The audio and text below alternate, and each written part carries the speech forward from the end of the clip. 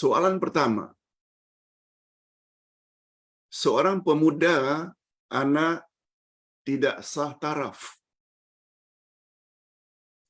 Dulu-dulu 50 tahun yang lalu selalu disebut dengan anak gampang. Mereka juga kadang-kadang disebut dengan anak haram, anak zina. Tapi bahasa yang cantik akhir-akhir ini kita panggil dengan anak tidak sah taraf. Lalu dia datang ingin mengawini seorang gadis.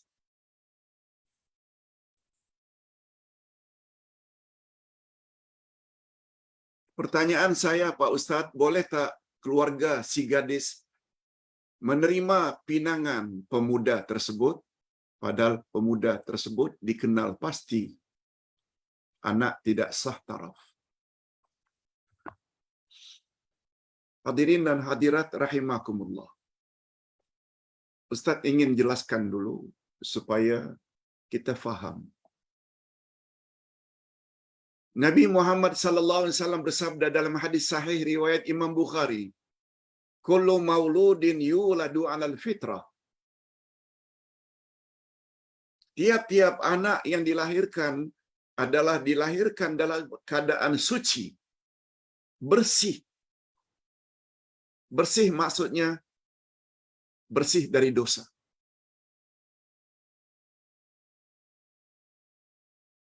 Kullu mauludin yuladu 'alal fitrah.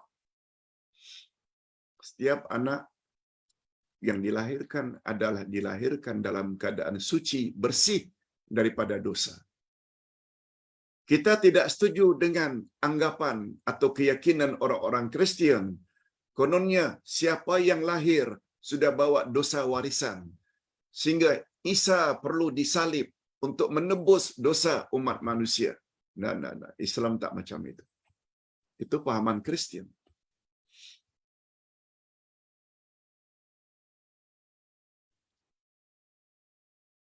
Itu sebabnya Nabi Muhammad sallallahu alaihi wasallam bersabda, di akhirat nanti anak-anak yang belum baligh akan dimasukkan oleh Allah ke dalam syurga.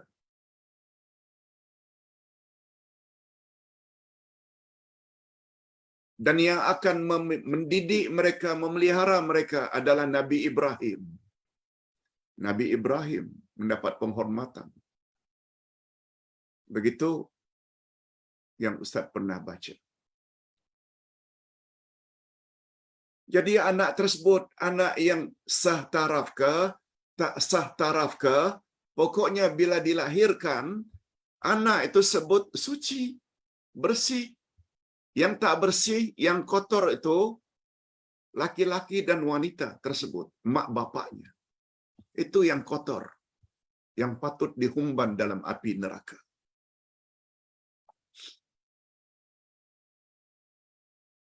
Apalagi dalam Islam, wala taziru waziratu wizra ukhra. Seseorang tidak akan menanggung dosa yang dilakukan oleh orang lain. Mak bapaknya yang punya kerja, berzina sebelum kawin, mak bapaknya yang tanggung.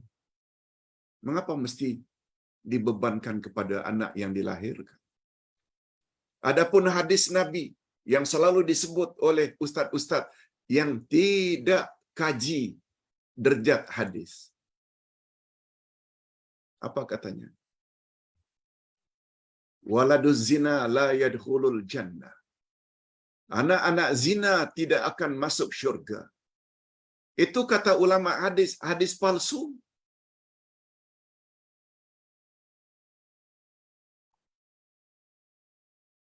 Sebab kelayakan untuk masuk syurga adalah iman dan amal saleh.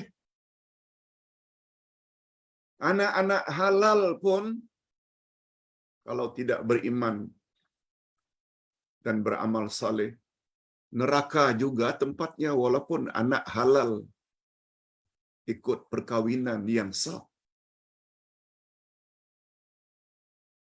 lalu hadis tersebut disebar-sebarkan, anak zina tidak akan masuk syurga, di mana letaknya keadilan Allah? Kesalahan itu bukan kesalahan si anak. Ringkasnya, terima. Terima pinangan anak muda tersebut, walaupun dia diketahui anak tidak sah taraf. Sebab yang paling utama dalam memilih pasangan, baik agamanya dan baik akhlaknya. Hadirin dan hadirat, ini pandangan Ustaz. Adapun pertanyaan yang kedua, bila kita masuk surau, Pak Ustaz, sedangkan Bilal qamat, kita baru masuk, lalu kita langsung menuju ke saf yang paling hadapan. Sedangkan jemaah lain yang datang lebih awal, mereka lebih memilih duduk di belakang atau saf yang belakang. Bagaimana sikap kita yang mengejar saf yang paling hadapan? Bagaimana Pak Ustaz tertibnya? Hadirin dan hadirat, Nabi SAW menyanjung orang-orang yang berada pada saf yang pertama. Sampai Nabi Muhammad SAW bersabda,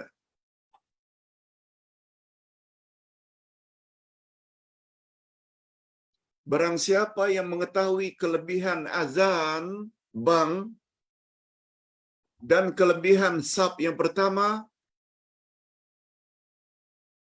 lalu dia tidak mendapat kelebihan kedua-dua perkara tersebut, azan dan saf yang pertama, kecuali dengan berundi, dia akan ikut undi untuk membolehkan dia azan dan saf yang pertama. Menunjukkan apa? Begitu tinggi fadilah orang yang berada pada saf yang pertama. Begitu juga azan. Cuma kalau tukang azan itu, muazzin itu sudah ditetapkan, tak bolehlah kita ambil hak mereka kecuali mereka minta supaya kita ganti. Tapi saf yang pertama, kejar. Walaupun kita datang ketika qamat. Walaupun orang-orang yang datang dulu itu tidak dapat saf yang pertama.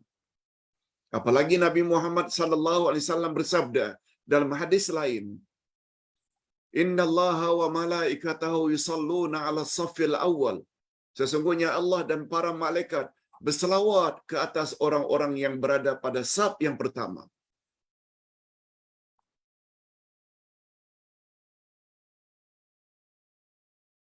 Allah berselawat ke atas orang-orang yang pada saf yang pertama, maknanya Allah cucuri rahmat dan berkat dalam hidupnya.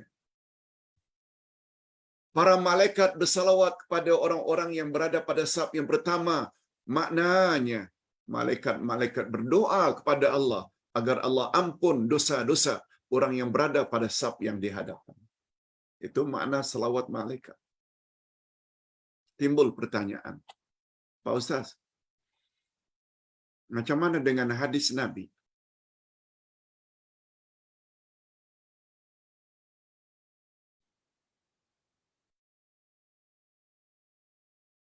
Afdalu sufufur rijali awwaluha wa syarruha akhiruha. Sebaik-baik saf lelaki adalah paling hadapan dan seburuk-buruk saf lelaki adalah paling belakang. Wa khairu sufufin nisa'i akhiruha wa syarruha awwaluha.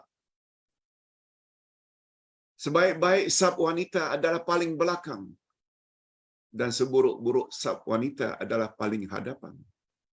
Hadis sahih. Macam mana Pak Ustaz? Ini ada pembahasan tersendiri. Di zaman Nabi, Tidak ada penghadang antara saf lelaki dan saf wanita. Tidak ada tirai, tidak ada penghadang, tidak ada divider. Nabi sebutkan saf wanita yang paling afdal, paling belakang. Karena yang paling belakang itu yang paling selamat daripada fitnah. Karena tidak ada penghadang di zaman Nabi antara saf lelaki di depan, wanita di belakang. Tetapi kata ulama fiqh, ini dia. Kita jangan hanya belajar hadis, kita juga mesti belajar fiqh. Apabila ada tirai penghadang antara lelaki dan wanita, sehingga wanita tersendiri terselamat daripada fitnah karena ada tirai, walaupun jarang, maka wanita yang berada pada saf yang pertama karena mereka lebih dekat dengan imam, mereka adalah lebih afdal. Saf yang pertama bila ada tirai. Jadi lihat keadaan. Bila tidak ada tirai, sila ke belakang, terutama yang muda-muda. Tetapi apabila ada tirai, no problem. Semakin dekat dengan kedudukan imam, semakin afdal. Itu penjelasan Ustaz. Jadi sekali lagi, terhadap orang yang datang tadi, Bilal qamat, dia langsung meluru ke depan. No problem. Itulah yang paling afdal. Yang ketiga, Pak Ustaz, saya baca wirid dalam buku yang Ustaz susun, wirid pagi dan petang.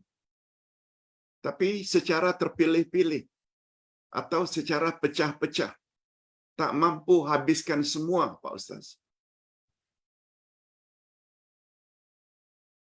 Bagaimana hukumnya, boleh tak, Pak Ustaz? Hadirin dan hadirat, hukumnya boleh.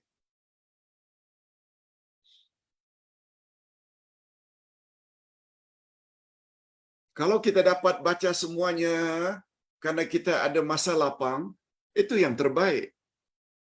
Wirid pagi, masanya adalah after subuh hingga sebelum zuhur. Baca sedikit habis subuh. Baca sedikit setelah anak pergi sekolah, suami pergi kerja, sekitar jam 8, jam 9. Baca lagi nanti jam 10. Setelah salat duha, sampai selesai sebelum zuhur. Wirid petang pula bermula daripada asar sampai isya. After asar baca sedikit, before maghrib baca sedikit, after maghrib baca sedikit, sehingga selesai. Namun demikian, bila ada kesuntukan masa, kadang-kadang kita dapat baca full, kadang-kadang kita baca seberapa yang sempat, semuanya boleh. Semuanya boleh, tidak ada masalah. Sebab prinsip dalam agama, la yukallifullahu nafsan illa usaha. Manusia tidak diberatkan kecuali apa yang mereka termampu. Lebih-lebih lagi amalan-amalan sunat. Okey. Nah, yang terakhir. Hadirin dan hadirat, pertanyaan ini sudah 2-3 kali ditanya. Ada seorang ustazah yang cukup terkenal menggalakkan supaya sebelum subuh atau sesudah subuh baca doa dengan menyebut nama Allah, ya bari, ya bari, ya bari. Kemudian mintalah apa yang diminta. Baca sebanyak 40 kali. Niscaya fadilatnya ini. Hadirin dan hadirat, tak pernah datang dari Nabi SAW hadis yang mengatakan amalan tersebut. Namun demikian, menyebut nama Allah, tak kiralah ya barik ke, ya kudus ke, ya majid ke, ya hamid ke, sangat digalakkan. Mengapa bilangan 40, Pak Ustaz? Ini yang dipanggil dengan amal mujarrabat. Dalam bahasa kita, mujarrab itu yang pernah dicoba oleh ulama-ulama zaman silam. Yang dengan mengamalkan itu, dia terasa dia murah rezeki. Dia terasa jiwanya tenang. Berdasarkan pengalaman dia. Bagi ustaz, tidak amalkan, silakan. Tapi jangan katakan itu dari Nabi. Sebab tidak ada hadis Nabi menyebut perkara itu. Sampai di sini dulu yang dapat ustaz sampaikan. Mudah-mudahan ada manfaat.